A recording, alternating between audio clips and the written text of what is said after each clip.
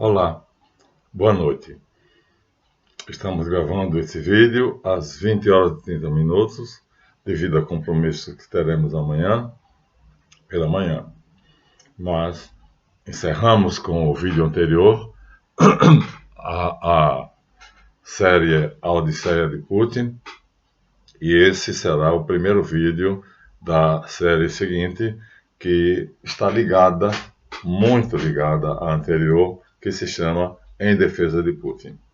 Bem, a primeira coisa que nós temos que mostrar é o seguinte: para ligar esta série à outra, vamos nos lembrar que a safadeza do nosso sistema, que a diretora do Banco Mundial, chamada Karen Hudis, denunciou, que existe 147 bancos centrais que são governados pelo Banco Central dos bancos centrais, que pertencem à família Rothschild.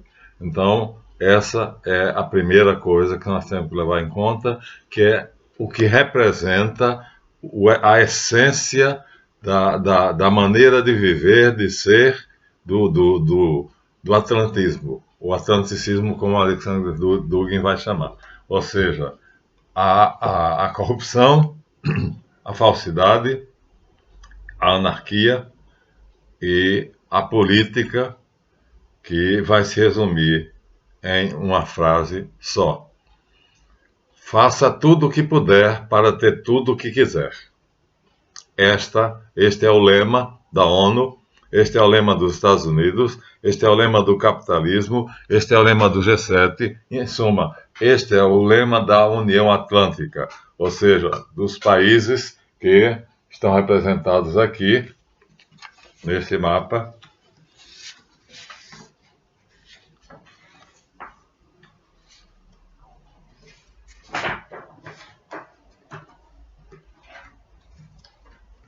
Do lado de cá,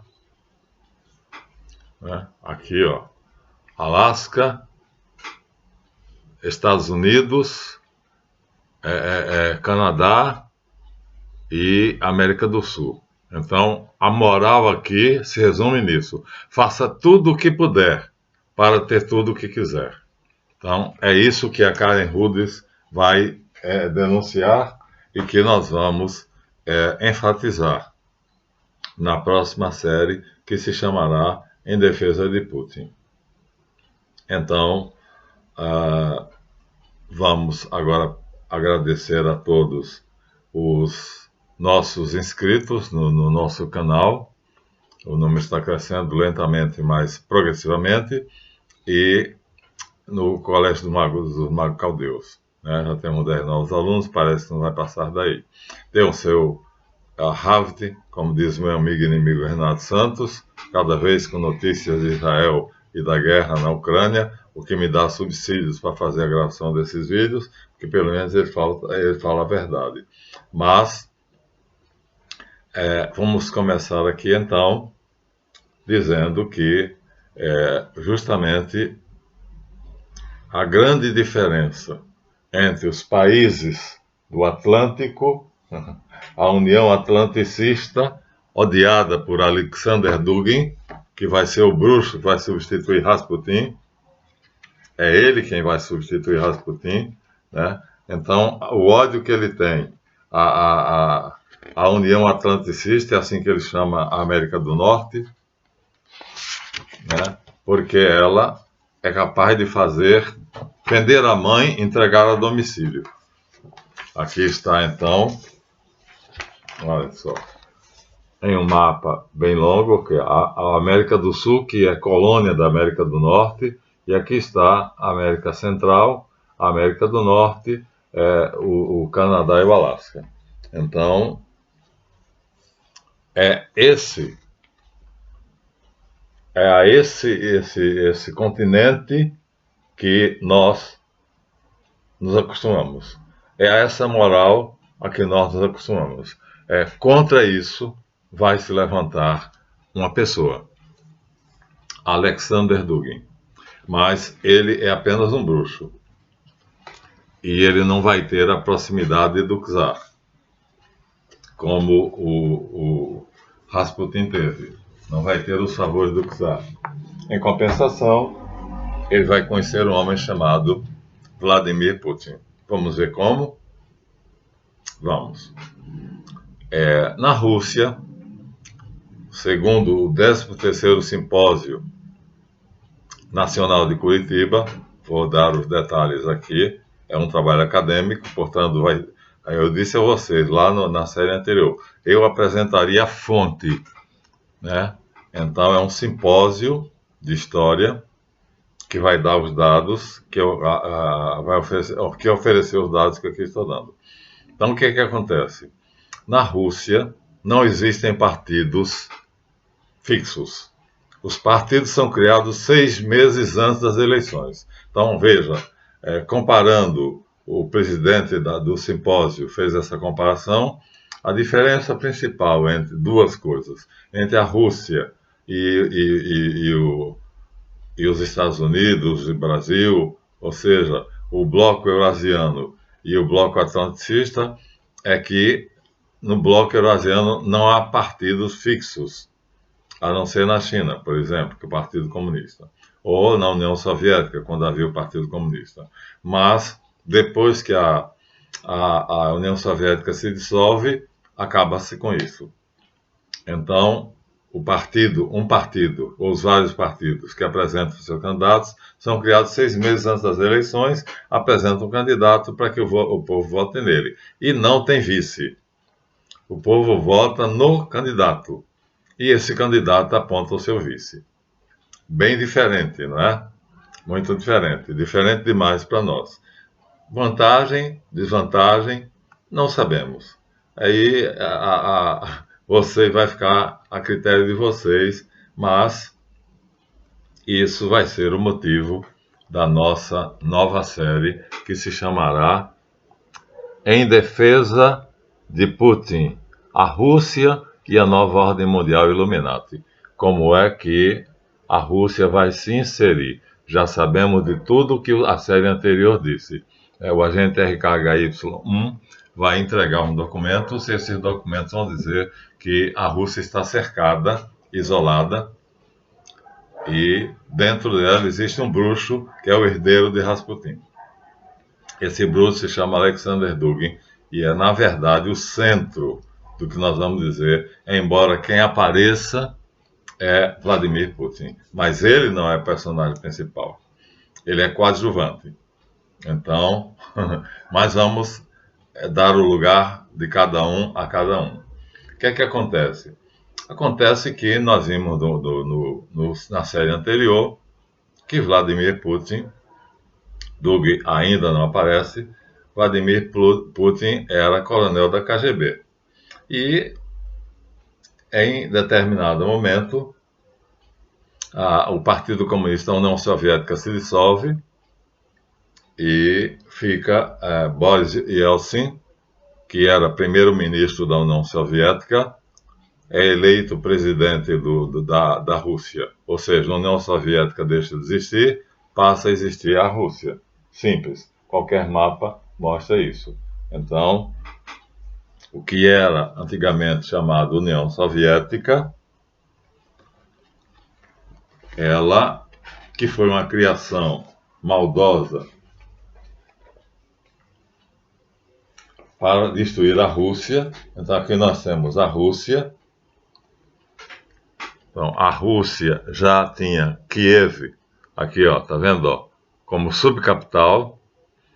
Então, a Rússia sofre um golpe e se torna União Soviética.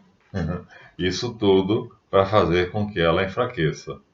Então, do grandioso Império Russo de Pedro o Grande, que envolvia todas essas terras aí, então, através de uma conjuração internacional sionista, chefiada por Karl Marx, judeu, cujo nome verdadeiro é Moses Mordecai, rabino israelense, não sei se vocês sabiam, rabino, sabia? E presidente do Partido Sionista Mundial, ele cria uma teoria, e essa teoria vai fazer com que surja a União das Repúblicas Socialistas Soviéticas e vai agregar a antiga lugar da Rússia. A Rússia cede à União Soviética e agrega uma porção de países que era para pesarem sobre ela e ela quebrar. Então tudo não passa de um plano para destruir o Império Russo. Por quê? Por causa de uma ideologia. E agora aqui é o que eu disse a vocês. O grande segredo vai ser revelado. Essa ideologia, né, é a que nós estamos vivendo. Vocês conhecem muito bem o lado de cá. Então, o resumo é esse. Faça tudo o que você puder para ter tudo o que você quiser. Roube, mate, esfole, corrompa-se.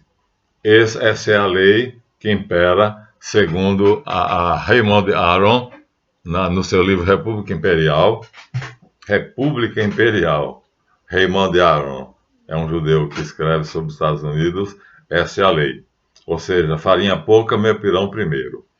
E é nesse sistema que nós vivemos, nos acostumamos e não conseguimos imaginar o que é que existe do outro lado do mundo. Já demos uma ideia na série anterior.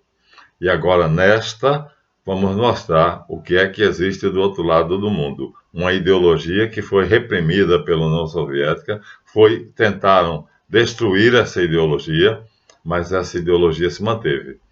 Rasputin foi um dos representantes dela, mas Rasputin não é um bom exemplo, porque essa ideologia começa na Suméria. A Suméria, ela tem origem, provavelmente, no Camboja ou no Laos. Então, alguns historiadores ficam confusos, porque não sabem explicar como é que poderia haver uma migração dos povos que constituem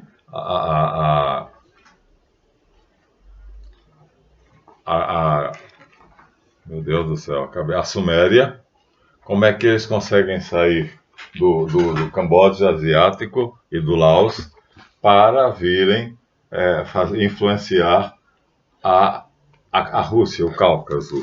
São muito distantes, extremamente distantes. Aqui estou procurando Bulgária, não é esse o mapa.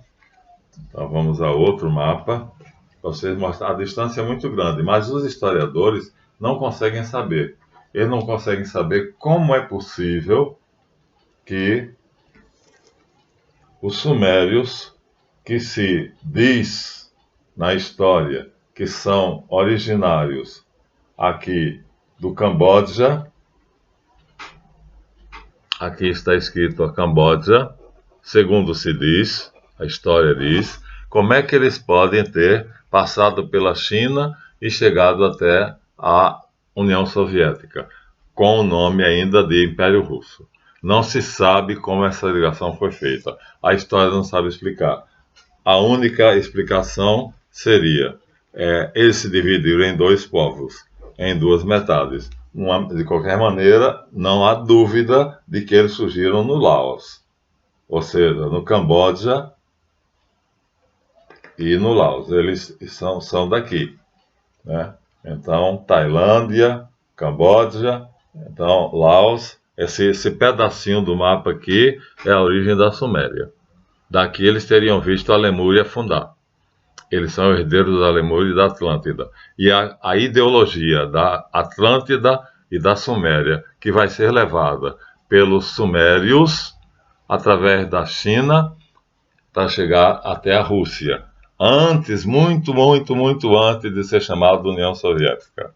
Como é um mistério. Os historiadores não sabem explicar. O que os historiadores sabem explicar é o seguinte, é que um homem representando o povo judeu, chamado Esdras, funda no ano 435 um partido para combater essa ideologia. Esse homem se chama Esdras. Posteriormente, essa ideologia vai tomar o nome de Sinagoga, Recal, e mais tarde vai chamar União Israelense, Aliança Israelense Universal, e depois vai chamar Sociedade das Nações, e depois ONU, ou Partido Sionista Mundial. E assim nós temos em sequência direta a ligação, né, do maligno, do ser mais maligno do mundo, que é Esdras, até o seu herdeiro, que trouxe a lume as ideias do ilustre Esdras, as popularizou, criando o sionismo mundial. Está aqui a figura, é o herói nacional dos judeus sionistas, Theodor Herzl, nome falso, como falsos são o nome de todos os sionistas. O nome dele é Benjamin Zeev, e ele ressuscita ou traz a lume o programa de Marx. Lembrem-se, Marx é o nome falso de Moses Mordecai, rabino judeu, que pretende criar uma teoria que destrua a ideologia sumeriana. A ideologia sumeriana nós vamos conhecer em detalhe, porque Rasputin não tinha ela ainda.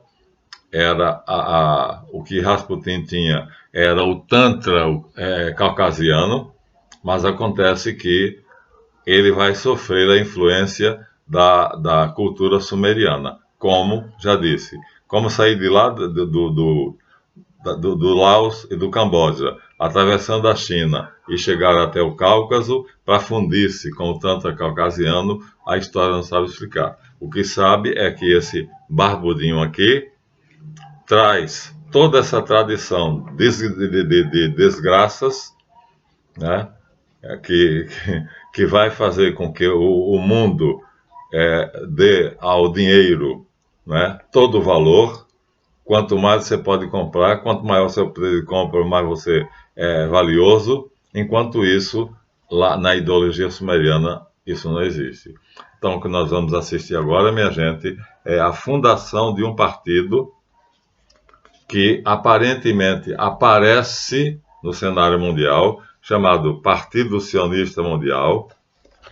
Surge o sionismo, está aqui, ó, o livro é do Isaac Zexon. Surge uma ova. Ele já vinha desde Esdras, no ano 430 a.C., e aqui dão ele como sendo depois da morte do Kaiser Guilherme II e do Tsar Nicolau II, depois do sultão da Turquia fazer o Império Otomano, então Hertz entrevistou-se com ele, com o sultão da Turquia, diz o livro, que ele propôs vender a Palestina aos judeus sionistas por 130 milhões de libras esterlinas. Mentira! Hertz aceitou a proposta com entusiasmo, mas quando tentou recolher esse dinheiro dos magnatas judeus, nenhum deles deu.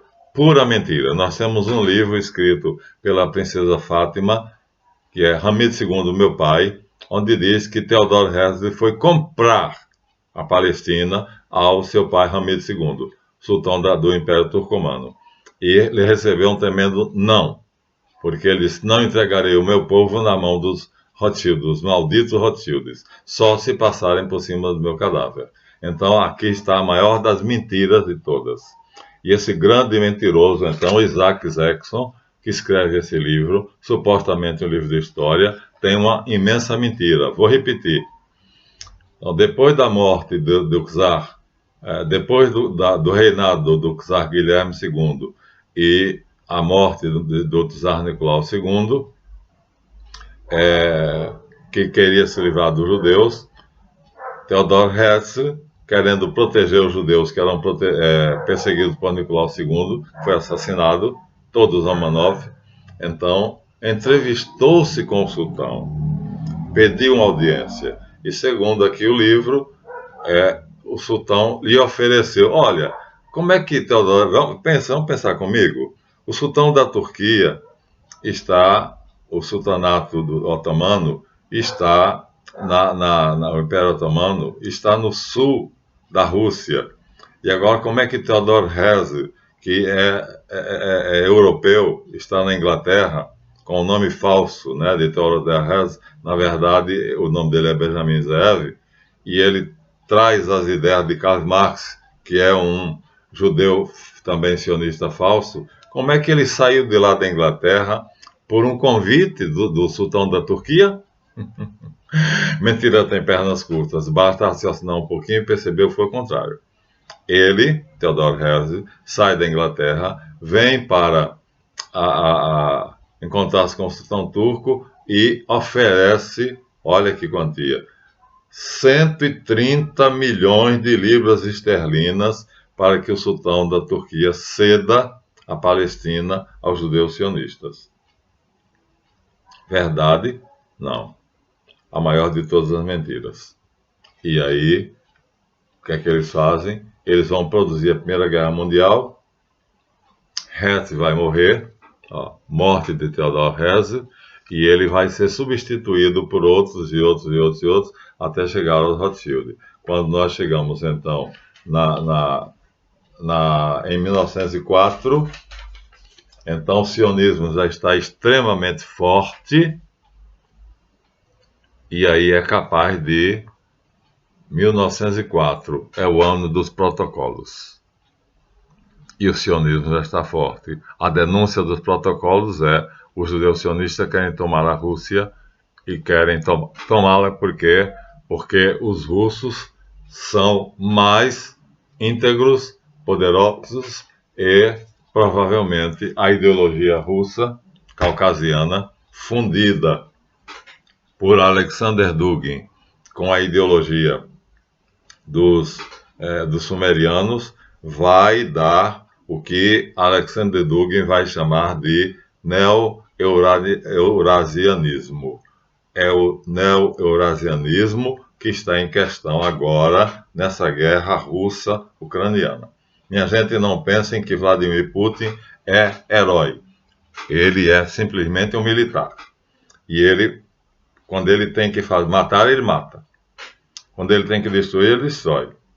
O verdadeiro objetivo dessa série agora, que vai se chamar Em Defesa de Putin, é dizer como é que Putin foi utilizado por Dugin para poder chegar ao poder e para poder defender o neo-eurasianismo, que é o que nós vamos explicar a vocês, que nós não temos a menor ideia do que é. Por quê? Porque os Estados Unidos escondeu, demonizou, fez-nos odiar a Rússia e a Eurásia sem que nós soubéssemos o que é que era.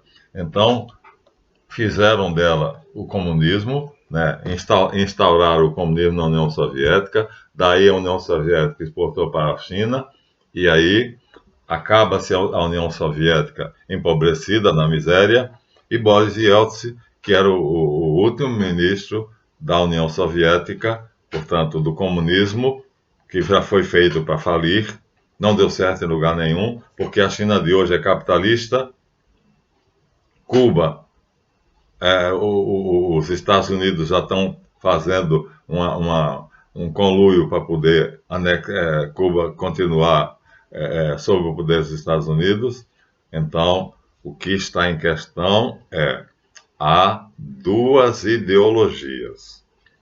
Uma ideologia chamada caucasiana, Tantra caucasiano. Este Rasputin conhece e Rasputin pratica, mas chega a ser imoral, mas dá um grande poder.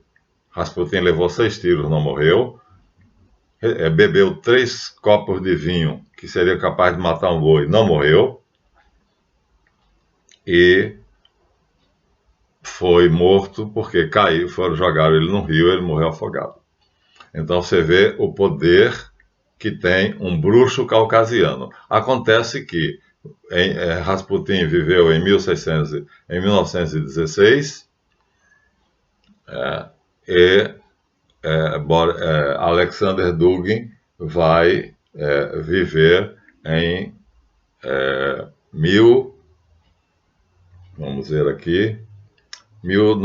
2000, não, 1000 ainda, 1000, vamos ver quando é que é, 1991.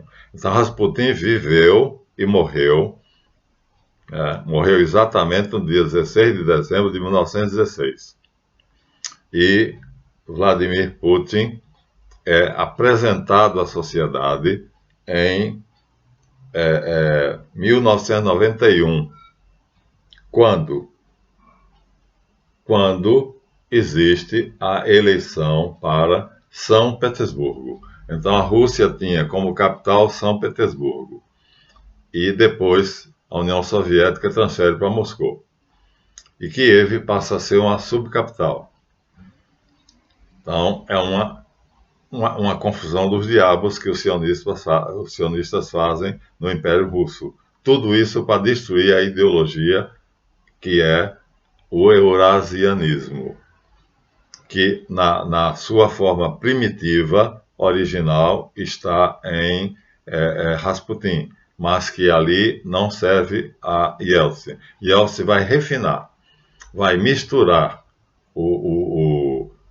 a ideologia, né, a mística caucasiana, o Tantra caucasiano, com o Tantra tibetano, que já é herança da Suméria, que, por sua vez, já herda isto da Atlântida e da Lemúria. Então, minha gente, agora está aqui claramente dito o motivo. A guerra entre a Rússia e o Ocidente, entre o atlanticismo, como o Dugin vai dizer, e o eurasianismo, é, na verdade, dois blocos antagônicos, em que, no bloco que nós conhecemos e vivemos, eu recebo a desgraça de R$ 1.690 por mês, com todo o conhecimento que eu amelhei durante 70 anos. Enquanto isso, um motorista da Suécia, motorista de ônibus, ganha o equivalente a R$ 9.000. Um motorista, vocês veem a diferença de valores, né? Não se dá valor aqui ao ser humano. Aqui vale quem rouba, quem trapassa e tudo isso eu não quis fazer. Eu não me submeti, não vendi minha alma. E lá, no continente eurasiano, então a todos segundo as suas necessidades. Não existe miséria. E a cada um segundo o seu mérito. Então, assim, a miséria é extirpada, porque o Estado se responsabiliza por todos. E aí o que é que ele faz? Não há mendigos, não há mães solteiras, porque é dever do Estado sustentar todo mundo. Há 6 necessidades fundamentais, que é lazer, segurança, educação, trabalho, habitação e o direito à proteção, à vida. Então, esses 6 direitos fundamentais são garantidos pelo Estado eurasiano. São garantidos, de fato. E aqui? E aqui? Cadê a saúde pública? Cadê a educação? O que é que foi feito da nossa educação? Por que que não existem hospitais decentes só para os ricos? O que é o INSS? Onde está o dinheiro de um país tão rico como o Brasil, né, que é invejado pelas maiores potências que querem a Amazônia, porque sabem que lá já está um ex-aluno meu chamado Frederick, sueco. Ele disse que vinha de lá para cá para mapear o lugar onde estavam as jazidas minerais, levar para a Suécia e a Suécia passar para os Estados Unidos. A Suécia fazia um jogo duplo, então.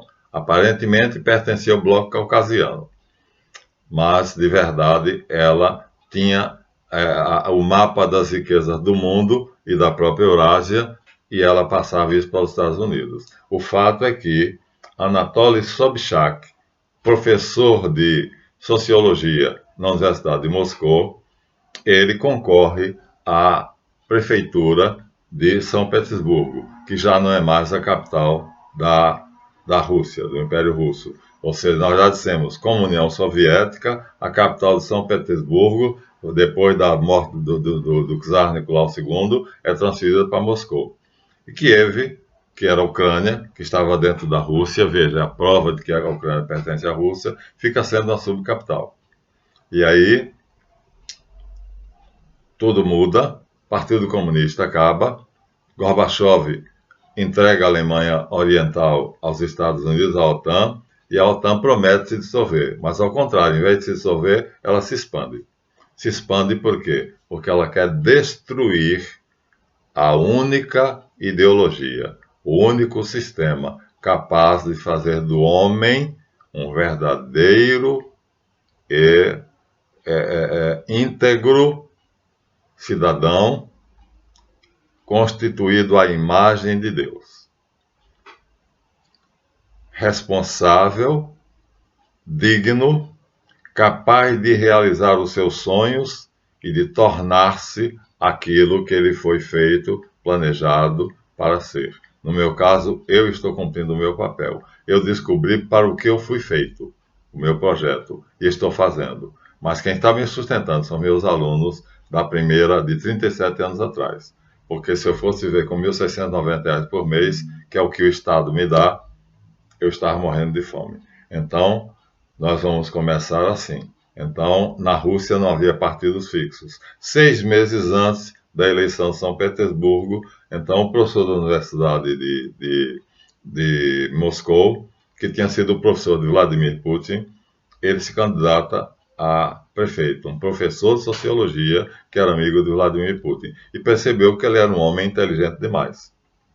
A essa altura, Vladimir Putin já era coronel da KGB, diretor do Bureau Internacional de Política Internacional. E aí, o que é que acontece? Ele ganha. Anatoly Sobchak, ele ganha em 1994, ou seja, há precisamente 16 de dezembro de 1916 a 1994, 1916, mais 10, 26, mais 10, 36, mais 10, 46, mais 10, 56, meu Deus do céu. Até 1994, quer dizer, a ideologia do Tantra caucasiano de Rasputin, aqui já sofreu várias modificações e vai ser, durante o tempo da União Soviética, vai ser modificada por um gênio, um verdadeiro bruxo, que vai ser o cabeça de todo o movimento que vai criar a PAMIAT, que significa a tradição, que é um partido que defende Deus, família, Deus, pátria, família e tradição. PAMIAT, não esqueçam esse nome, essa sociedade é pouco conhecida. Quem é que vai defendê-la? Não é quem fundou. O fundador vai aparecer aqui, vai aparecer, né? Mas não é ele. Ele apenas vai ser o maior defensor porque ele vai se tornar o maior bruxo da Eurásia. Ele vai herdar os poderes de Rasputin. Ele vai fundir o Tantra caucasiano com o Tantra tibetano, que é derivado da Atlântida e da Lemúria e, portanto, da Suméria. Então, uma vez que é prefeito de São Petersburgo, Anatoly Sobchak se lembra do aluno inteligente, predestinado, que é coronel da KGB, e sabe tudo o que ele fez para expurgar o sionismo da Rússia. Como ele também pertence à PAMIAT, que nós vamos saber detalhadamente o que é, a defesa do neo-eurasianismo, do neo-eurasianismo, ele chama o coronel Vladimir Putin, a conselho de Alexander Dugin, ele foi professor de ambos, Dugin é colega dele, é assistente da cadeira de Sociologia de Anatoly Sobchak. Alexander Dugin é jornalista, começa como jornalista, mas depois se torna sociólogo. E é assistente da cadeira de Sociologia de Anatoly Sobchak. Então, não conhece Putin, mas conhece de fama. E Sobchak confia nele. E quando Sobchak que é ex-professor de ambos, chega a prefeito de São Petersburgo em 1994, Alexander Dugin diz: convide para ser vice-prefeito, era por indicação, aquele aluno seu que você sabe que está fazendo um trabalho gigantesco para devolver à Rússia a ideologia neo-eurasiana. E Anatoly Sobchak, no ano de 1994, tira Vladimir Putin da sua carreira de militar na KGB, e ele sai exatamente nesse ano, 1994, ano depois da morte do Tsar Nicolau II, ano depois da morte de Rasputin. E aí, Dugin, o bruxo, já não é mais herdeiro daquela tradição primitiva de Rasputin, que era imoral. Ele já fez um trabalho durante a União Soviética, e aí ele diz a Sobchak: chame-o, indique-o como vice-prefeito. E aí o coronel Vladimir Putin entra na política. Ano 1994. Terminamos esse capítulo aqui, aos 35 minutos. Assim, um KGB, um militar, deixa a sua profissão, mas ele jamais deixará de ser um militar, e passa a ser político, vice-prefeito da cidade de São Petersburgo, para ajudar a governar essa cidade, que já tinha sido a capital do Império Russo, portanto tinha muita importância, e ele se sente honrado por ser convidado para ser vice-prefeito, e ele aceita o cargo. Então ele começa a vida política dele em 1994, por indicação de Alexander Dugin, auxiliar da cadeira de Sociologia de Anatoly Sobchak, na Universidade de Moscou. Aí começa a história. Essa série se chamará Em Defesa de Putin. Vai começar a história. Aquilo que ele já tinha feito como coronel, agora ele vai fazer mais, porque ele vai ter o poder político nas mãos. Ele tinha o poder militar, agora ele vai ter o poder político total. Mas começa como vice-prefeito. Então, daremos o resultado. Esse vídeo será lançado, está sendo gravado hoje de noite, excepcionalmente, que amanhã de manhã eu tenho compromisso, mas só será lançado amanhã. E assim nós começamos agora, mostrando o grande homem que é Alexander Dugin. É por ele, por conselho dele, a pedido dele, que Anatoly Sobchak, professor de Sociologia, de cuja cadeira ele, Alexander Dugin, é auxiliar, professor auxiliar, ele pede ao seu antigo professor, que é professor também, foi professor de Vladimir Putin, que o coloque que indique como vice-presidente de São Petersburgo. Pronto. É isso que nós temos nesse capítulo.